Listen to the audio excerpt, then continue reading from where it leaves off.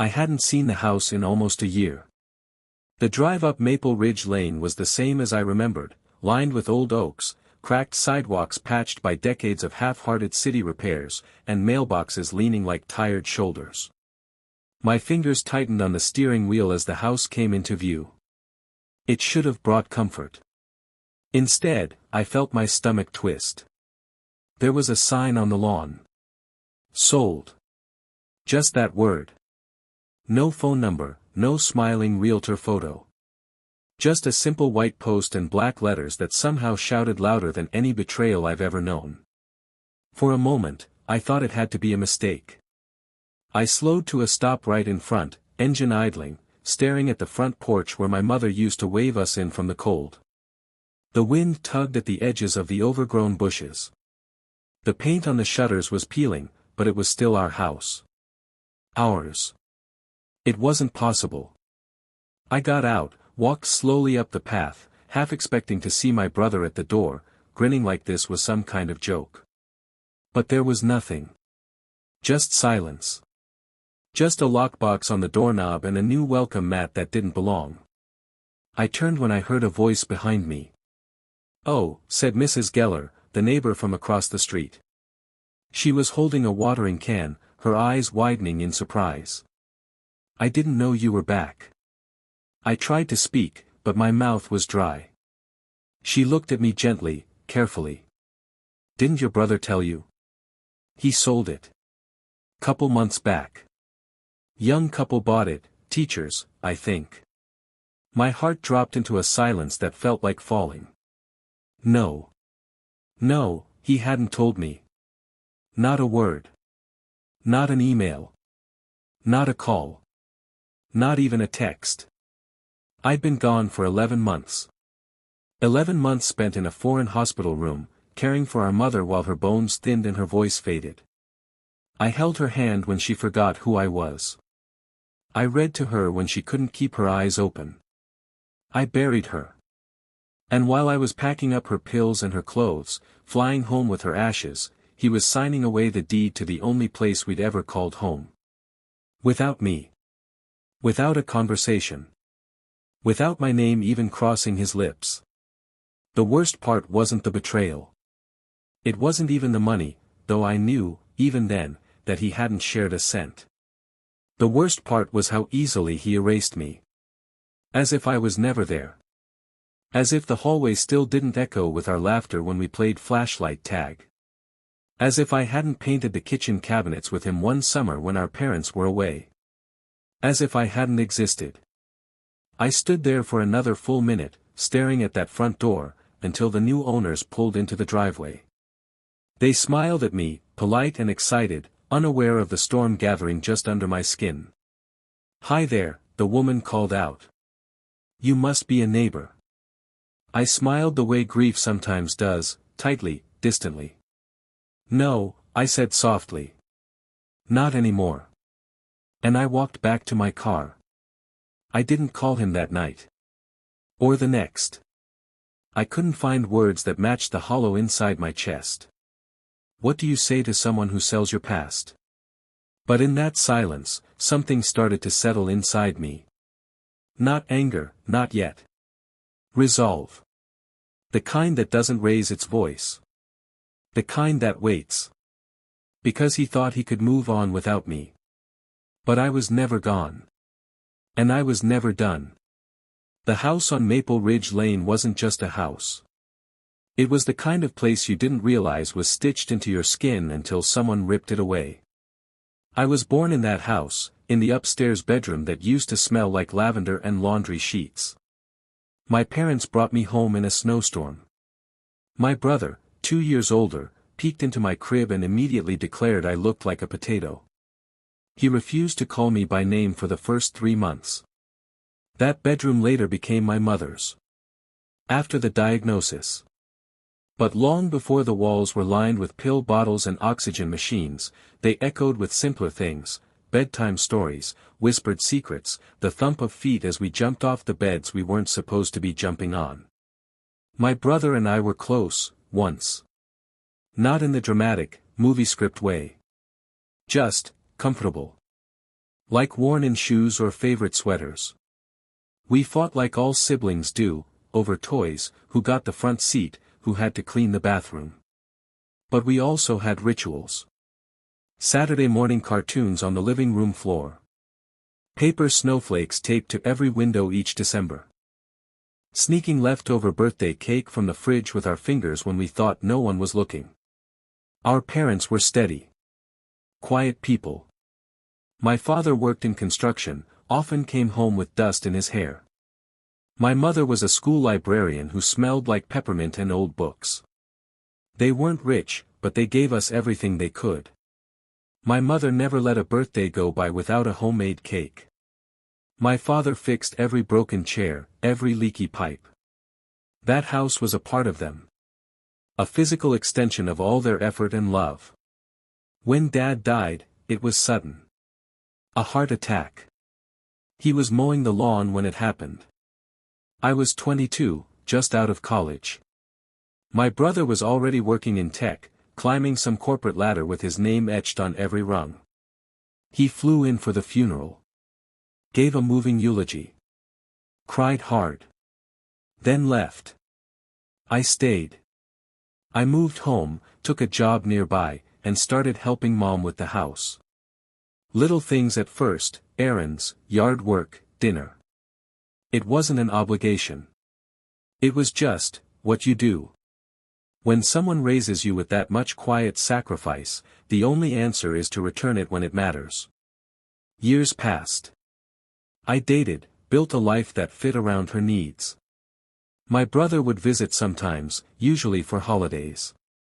He always brought expensive gifts, an iPad for Mom, luxury soaps, imported wines.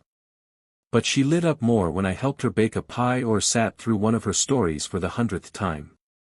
Then the diagnosis came. Stage 4. Inoperable. 6 months, maybe a year. My brother panicked. I remember him pacing the kitchen, blurting out about clinical trials and second opinions.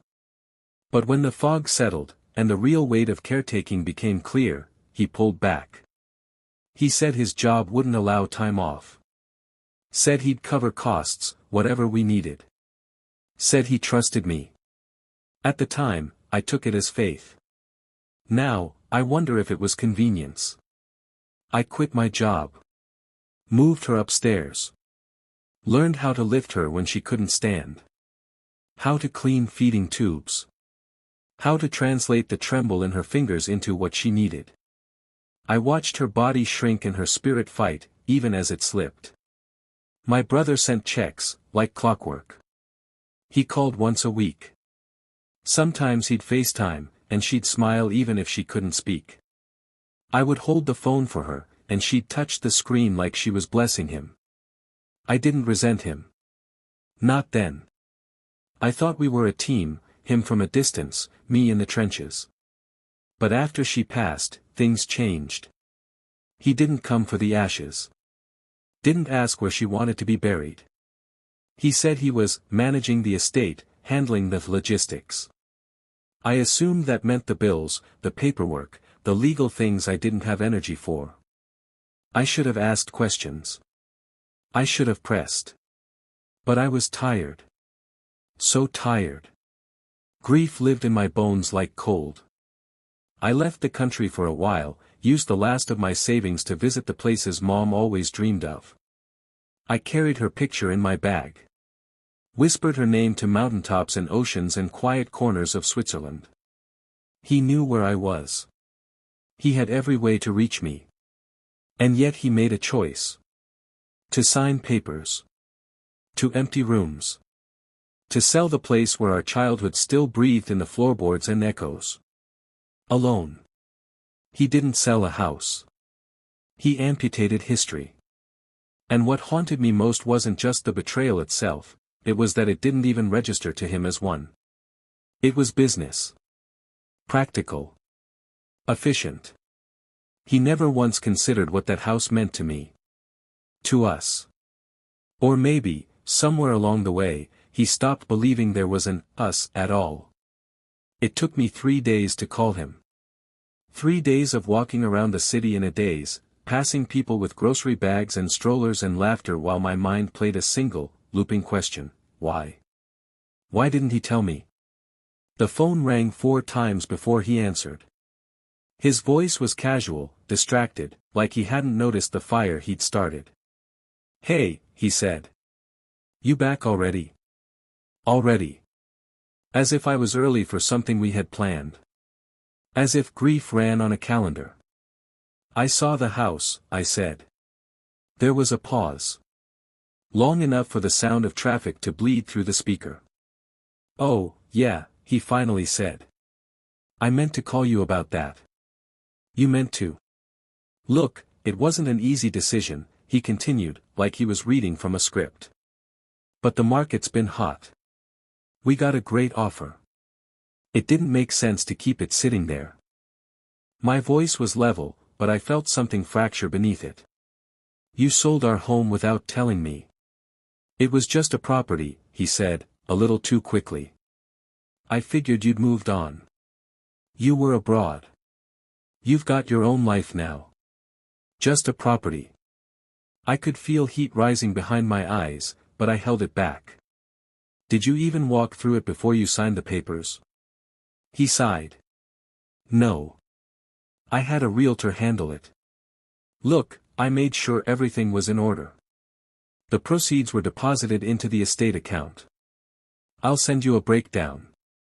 "I don't care about the breakdown," I snapped, voice sharp for the first time. "I care that you didn't even think to call me." He went quiet.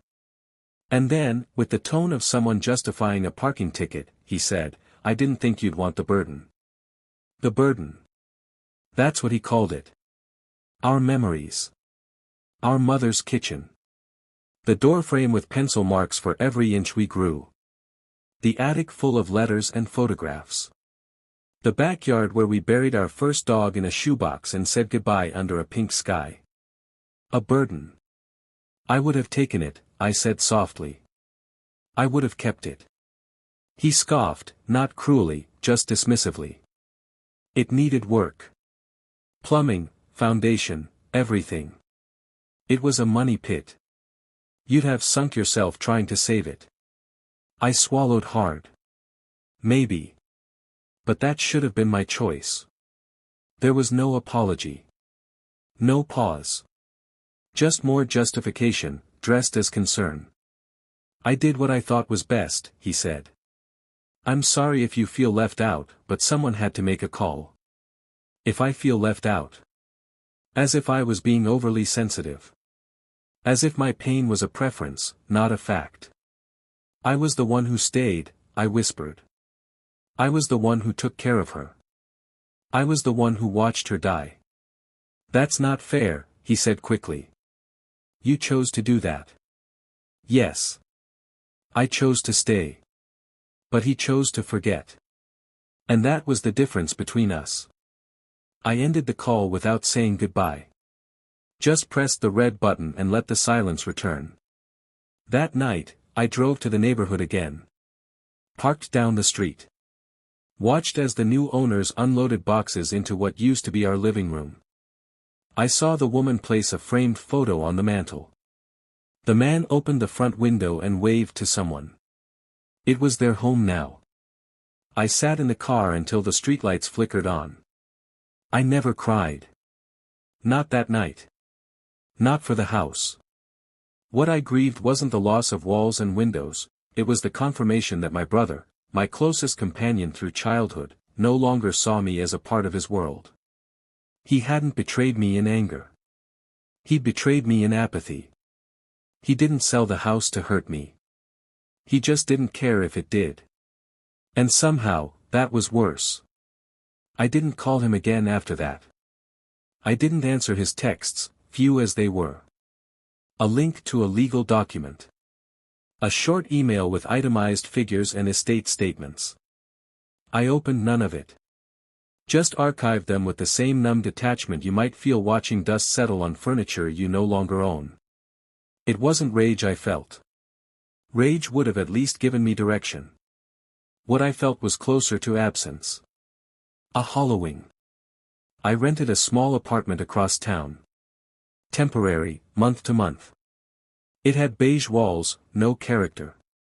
The kind of place designed for people in transit, divorcees, new hires, people who lost something and didn't yet know where to put their grief. I didn't unpack much. I kept most of my things in boxes, as if I might leave again at any moment. As if permanence required permission, and I hadn't been granted it. Each morning, I woke up and made tea I didn't finish. Each night, I watched old sitcoms on mute because silence had grown too sharp. I told no one what had happened. Not yet. Friends messaged to ask how I was doing after Mom's passing, and I responded with vague phrases, taking it day by day, or trying to get back to normal. What does that even mean, normal, when the ground beneath your memory has been bulldozed? I went back to the house once more, just after dusk. I parked around the corner, walked the long way. The lights were on this time. The couple had painted the shutters, replaced the door, added solar lanterns along the walkway. It looked fresh. Lively. Like a new story was being written over my own. I stood across the street and watched them through the living room window. They were laughing, wine glasses in hand. Music played softly behind them. I couldn't make out the song, but it sounded warm. I didn't hate them. They were just living. But I hated that I had to witness it. Hated that my final memories of the house were being overwritten in real time, new furniture, new voices, a new woman dancing barefoot across the floor where my mother once lay in a hospital bed, fragile and beautiful and fading. I left without being seen. On the walk back, I passed Mrs. Geller again. She was trimming her rose bushes under a street lamp. She looked up and smiled gently. Still doesn't feel right, does it? I shook my head. She studied me for a moment, then said, "Places carry more than people know. You were the soul of that house, you know. Not him. You." I thanked her, and she went back to pruning, unaware she'd said the one thing I hadn't allowed myself to believe. I was the soul. Not the owner. Not the heir. But the soul. And souls don't disappear just because someone changed the locks. Still, the weight lingered. There's a special kind of grief that comes not from death, but from being made invisible. From realizing the person who shared your sandbox and your bedtime stories has no memory left of who you really are. It didn't shatter me. It eroded me. Quietly. Completely. I stopped looking for jobs. I stopped opening the curtains. I stopped replying to anyone who loved me enough to worry. I wasn't dramatic about it. I didn't post cryptic messages or cry in the shower. I just drifted. Sometimes I'd drive aimlessly, through neighborhoods I'd never lived in. Sometimes I'd sit in a grocery store parking lot for an hour, watching people walk in and out with dinners and birthday cakes and cleaning supplies, living lives with direction. I didn't want revenge. I wanted understanding. I wanted my brother to call, not to defend himself, not to explain, but just to say, "I know I hurt you. And I'm sorry." But he didn't. And slowly, painfully, I realized, he wasn't going to. That's when the collapse shifted. It turned into something colder. Still soft, still silent, but no longer crumbling. It was forming edges. Edges I hadn't felt before. Boundaries. Resolve. Not to get even. But to live in a way that made erasing me impossible. It started with a walk. Nothing monumental. Just one of those late afternoon walks where the sky is still blue but the light has turned gold. I had no destination. I just needed to move. Grief had made my body heavy, and silence had made my skin feel too tight. I wandered through a neighborhood a few miles from where our house used to be. The homes were older, like ours had been, each one with quirks you don't find in new builds. Crooked fences. Mailboxes with hand-painted numbers. Gardens that looked more like wild poetry than landscaping. And then I saw it. A vacant lot. It wasn't large. Maybe half the size of a football field. Tucked between two homes, overgrown with weeds, but fenced with that same kind of tired wood my father used to stain every spring. There was a sign, "For sale by owner." I stopped. I can't explain why. Maybe it was the way the sun hit the rusted gate. Maybe it was the quiet. Maybe it was because, for the first time since I'd returned, I felt something other than grief pressing against my ribs. It wasn't joy. Not yet. But it was space. Possibility. I took a photo of the sign and walked home. That night, I made tea I actually finished. I sat on the floor with a notepad and started scribbling. Ideas. Half memories. Things I hadn't let myself think about in months. I remembered Mom's herb garden behind the old shed. Remembered the way neighbors used to stop by with baskets, trading tomatoes for zucchini, basil for mint.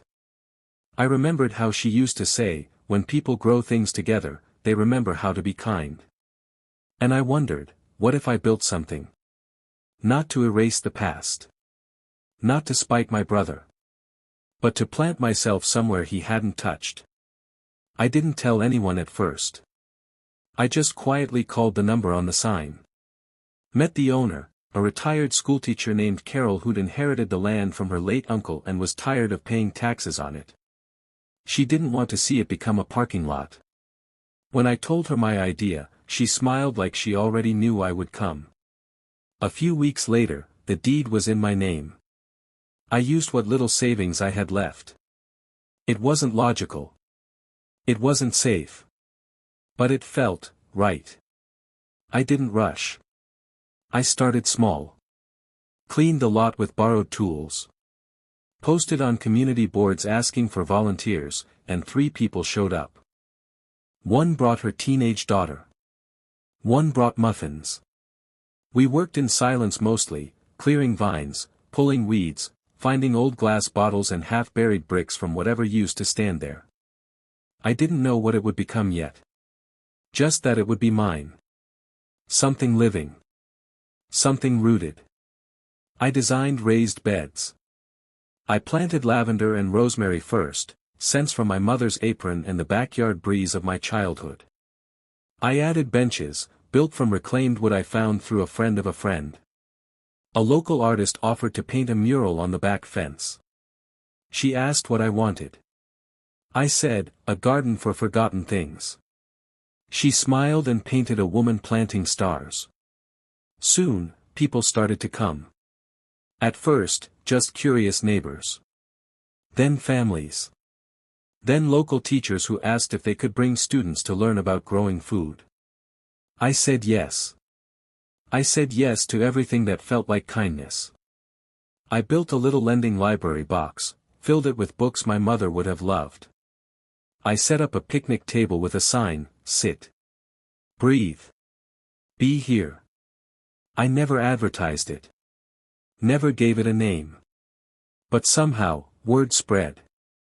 One afternoon, while planting daffodils, someone asked if I was the woman who lost the house. I nodded. She said, "Well, I think you found something better." I didn't reply. I just kept planting. Because something had shifted in me. I no longer wanted my brother's apology. I didn't need his regret to validate my hurt. He had made his choice. And now, quietly, I was making mine. Not to disappear. But to bloom where he thought I wouldn't. I never told my brother about the garden. He found out the way most people did, through someone else. It started with a photo. A friend of his, someone from his college years, tagged him in a social media post. The caption read, "Stumbled on this magical little garden in the city, free herbs, benches to rest, and the best tea I've ever had. What a gift." He must have clicked on it.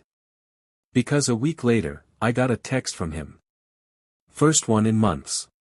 "Is this yours? The garden? Looks amazing." I didn't reply. Not out of spite. I just didn't feel the need to explain myself anymore. I'd spent years making room for his comfort, translating my pain into polite words, cushioning his conscience from the weight of consequence. This time, I let the silence be his mirror. He tried again 2 days later. I saw the mural. It's beautiful. I didn't know you painted. I didn't. But I had chosen the artist. Chosen the colors. Chosen every detail down to the hand-carved sign that hung near the entrance, "Rooted Things Return." Maybe that's what unnerved him. Because after that, he showed up. Not with warning. Just, appeared. I was pulling weeds near the front gate when I heard his voice. "Wow," he said, softly. "It's even more amazing in person." I didn't look up right away. I wanted him to feel the pause. To feel what it was like to wait for permission to enter a space he didn't own. Eventually, I stood. He looked older. Not in the way people do with age, but in the way people do when their decisions start to echo back at them. His eyes scanned the place like he wasn't sure if he belonged there. He didn't. "People keep telling me about this place," he said, smiling. "And then I find out it's yours." I wiped my hands on my jeans. "It's open to everyone." He looked like he wanted more than that. Like he was hoping I'd laugh or hug him or invite him to sit under the big tree where I held free readings on Sundays. But I didn't. I didn't offer him comfort. And that was new for him. He walked the perimeter, commenting on the layout, the benches, the sunflowers. He spoke like a man trying to make conversation in a room that used to be his and now wasn't. Finally, he stopped beside the mural. He stared at it for a long time. "You've built something beautiful here," he said, turning toward me. "I mean that." I nodded. He shifted uncomfortably. "I was thinking, maybe we could talk. Maybe even work together. I've been looking for something more grounded lately. Something real. Grounded. That word again." I looked at him for a long time. And then, without malice, I said, "This isn't for you." He blinked. "What do you mean?" "I mean, you don't get to step into this just because you're ready now. This was born from something you walked away from. It grew in the soil you abandoned." He looked hurt. But not surprised. "I never meant to hurt you," he said quietly. "I know," I replied. "You just didn't care if you did. It wasn't cruel. It wasn't loud. It was simply, true." He didn't try to argue. He just stood there for a while longer, then nodded. "I'll go," he said. And he did. I didn't watch him leave. I went back to the soil. To the green things that didn't lie. To the roots that remembered me. To the hands that now built something no one could take without being noticed. And when I checked the account later, the shared estate account my brother once managed, I saw he'd attempted to deposit some money. A silent peace offering. A late act of conscience. I declined it. Not to punish him. But because I didn't need anything from him anymore. Not his money. Not his words. Not even his regret. It didn't happen all at once. That's the thing about choices, they ripple. They echo. Sometimes they return as whispers. Sometimes they return as silence. The house he sold didn't stay a dream. I heard through neighbors, through whispers at the garden gate, that the young couple who bought it moved out 6 months after they moved in. Something about foundation cracks, termites, and permits delayed for endless months. The house sat empty again, for sale, sign leaning slightly in the yard. Each time I passed it, and yes, I did, sometimes, quietly, when no one was looking, I noticed how the air around it had changed. It no longer felt like a home. Just a shell trying to remember what it used to be. Eventually, the sign came down. The lawn went wild. And my brother, from what I could gather, was left holding most of the aftermath. He'd handled everything through a trust. He was responsible for the resale, the taxes, the legal inquiries when the buyer's inspection reports revealed more damage than expected. A quiet mess. Not dramatic. Not explosive. Just draining. I never gloated. I didn't wish failure on him. I simply stayed out of the way while gravity did its work. He started showing up at smaller events in the garden. Community cleanup days, donation drives. Never made a scene. He'd nod from a distance, sometimes offer help. Once, I caught him kneeling beside an old woman, helping her tie a plant bundle with twine. She smiled like she didn't know who he was. That probably helped. Eventually, someone asked if he was my brother. I said, once. I wasn't being cruel. I was being honest. Family is more than shared blood. It's shared integrity. And that had long since expired. From what others told me, things weren't going well for him. He'd changed jobs, stepped down, actually. Something about burnout. Maybe the pressure of pretending nothing ever cracked beneath him. Maybe it caught up. I heard he tried to buy into a different property development deal, one that fell through when the other investor pulled out last minute. Maybe that was his penance, always chasing things built by other people, never quite able to build something from the ground up himself. Meanwhile, the garden grew. People left letters in the little library box, notes of gratitude, poems, stories. A woman wrote about how she brought her son there every Sunday after her divorce, just to remember what hope looked like. A man left a journal page describing how he'd sat on the back bench every morning for a month trying to forgive someone. No one asked who made it. They just felt it. That was enough. Every now and then, I saw my brother across the garden. Always on the edges. Never quite in the heart of things. He'd stay for an hour or so, then leave. Sometimes he'd pick up trash. Sometimes he'd water a row of plants no one had asked him to tend. But he never spoke to me again. And I never spoke to him. What would there be to say? The consequences were not fire and brimstone. They were quieter than that. He had built a life with shortcuts. With paperwork. With assumptions about who would always be waiting. And when he finally turned around to find that no one was. That was the weight he carried. And still carries. Not because I made him. But because he did. He waited until everyone had left. It was late October. The last garden event of the season, a harvest exchange where neighbors brought what they'd grown and swapped recipes. The air had that dry chill that turns fingertips red and leaves brittle. I was folding chairs. He approached slowly, like someone stepping into a room they weren't sure they had the right to enter. I heard the crunch of leaves before I saw his face. "Need a hand?" he asked. I didn't answer right away. He bent down and picked up a chair anyway. We worked in silence for a minute or two, setting them against the side of the shed. There was a small tension in the air, like a thread being pulled. Not tight, but present. Finally, he spoke. "I know I don't have a place in your life anymore," he said quietly, "and I'm not asking for one. I need to say something."